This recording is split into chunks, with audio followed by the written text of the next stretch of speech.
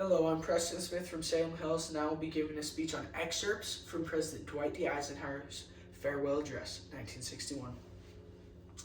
My fellow Americans, 3 days from now, after half a century in the service of our country, I lay down the responsibilities of the office as, in tradition and solemn ceremony, the authority of the presidency is vested in my successor. This evening, I come to you with the message of leave taken and farewell, and to share a few final thoughts with you, my countrymen. Like every other citizen, I wish the new president and all who labor with him Godspeed. I pray that the coming years will be blessed with peace and prosperity for all. Our people expect their president and the Congress to find essential agreement on issues of great moment, the wise resolution of which will better the future of the nation. The Congress and the administration have, on most vital issues, cooperated well to serve the nation good rather than mere partisanship, and so have assured that the business of the nation should go forward.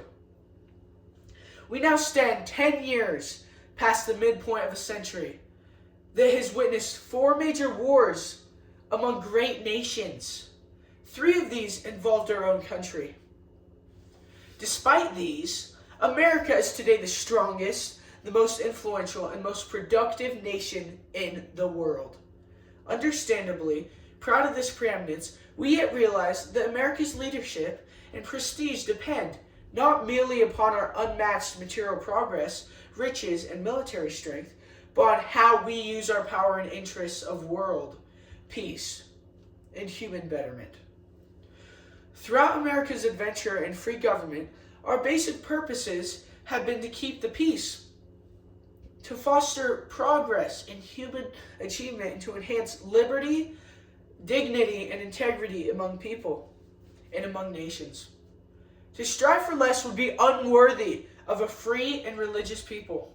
Any failure traceable to arrogance or our lack of comprehension or readiness to sacrifice would inflict upon us grievous hurt, both at home and abroad. Progress towards these noble goals is persistently threatened by the conflict now engulfing the world. It commands our whole attention, absorbs our very beings. We face a hostile ideology, global in scope, atheistic in character, ruthless in purpose, and insidious in method. Unhappily, the danger it poses promises to be of indefinite duration. To meet it successfully, there is called for not so much the emotional and transitory sacrifices of crisis, but rather those which enable us to carry forward steadily, surely, and without complaint, the burdens of a prolonged and complex struggle with liberty at stake. Only thus shall we remain, despite only provocation, on our charted course towards permanent peace and human betterment.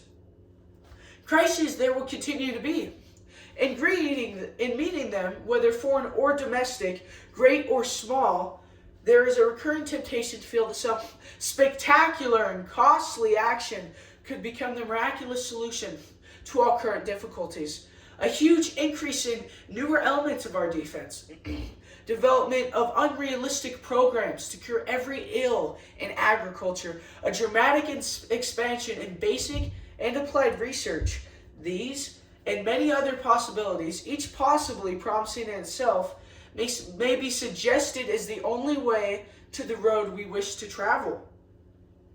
The record of many decades stands as proof that our people and their government have, in the main, understood these truths and have responded to them well in the face of stress and threat. A vital element in keeping the peace is our military establishment. Our arms must be mighty, ready for instant action, so that no potential aggressor may be tempted to risk his own destruction. Our military organization today bears little relation to that known by any of my predecessors in peacetime, or indeed by the fighting men of World War II or Korea. Until the latest of our world conflicts, the United States a no armaments industry. But now, we can no longer risk emergency improvisation of national defense. We've been compelled to create a permanent armaments industry of vast proportions. Added to this, 3.5 million men and women are directly engaged in the defense establishment. We annually spend on military security more than the net income of all the United States corporations. This conjunction of an immense military establishment and a large arms industry is new in the American experience. The total influence, economic, political, even spiritual, is felt in every city, every state house, every office of the federal government. We recognize the imperative need for this development, yet we must not fail to comprehend its grave implications. Our toil, resources, and livelihood are all involved. So is the very structure of our society. In the councils of government, we must guard against the acquisition of unwarranted influence, whether sought or unsought, by the military-industrial complex. The potential for the disastrous rise of misplaced power exists and will persist. We must never let the weight of this combination endanger our liberties or democratic processes. We should take nothing for granted. Only an alert and knowledgeable citizenry can compel the proper meshing of the huge industrial and military machinery of defense with our peaceful methods and goals, so that security and liberty may prosper together. Akin to and largely responsible for the sweeping changes in our industrial military posture has been the technological revolution during recent decades. In this revolution, research has become central. It has also become more formalized, complex, and costly. A steadily increasing share is conducted for, by, or at the direction of the federal government. Today, the solitary inventor tinkering in his shop has been overshadowed by task forces of scientists in laboratories and testing fields. In the same fashion, the free university, historically the fountainhead of free ideas and scientific discovery, has experienced a revolution in the conduct of research, partly because of the huge costs involved. A government contract becomes virtually a substitute for intellectual curiosity. For every old blackboard, there are now hundreds of new electronic computers. The prospect of domination of the nation's scholars by federal employment, project allocations, and the power of money is ever present and is gravely to be regarded. Yet in holding scientific research and discovering respect as we should, we must also be alert to the equal and opposite danger that public policy could itself become the captive of a scientific technological elite. Another fact in maintaining balance involved the element of time. As we peer into society's future, we, you, and I, and our government must avoid the impulse to live only for today, plundering to our own ease and convenience. We cannot mortgage the material assets of our grandchildren without risking the loss also of their political and spiritual heritage. We want democracy to survive for all generations to come, not to become the insolvent phantom of tomorrow. Down the long lane of the history yet to be written, America knows that this world of ours, ever growing smaller, must avoid becoming a community of dreadful fear and hate, and be instead a proud confederation of mutual trust and respect. Such a confederation must be one of equals. The weakest must come to the conference table with the same confidence as do we, protected as we are by our moral, economic, and military strength. The table, though scarred by many past frustrations, cannot be abandoned for the certain agony of the battlefield. Disarmament with mutual honor and confidence is a continual imperative. Together we must learn how to compose difference, not with arms, but with intellect and decent purpose.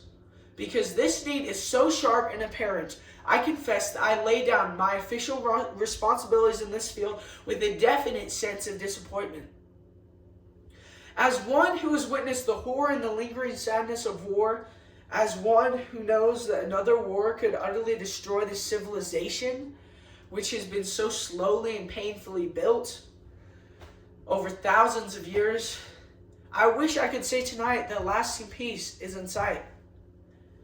Happily, I can say that war has been avoided. Steady progress toward our ultimate goal has been made. But so much remains to be done. As a private citizen, I shall never cease to do what little I can to help the world advance along that road. You and I, my fellow citizens, need to be strong in our faith that all nations under God will reach the goal of peace with justice.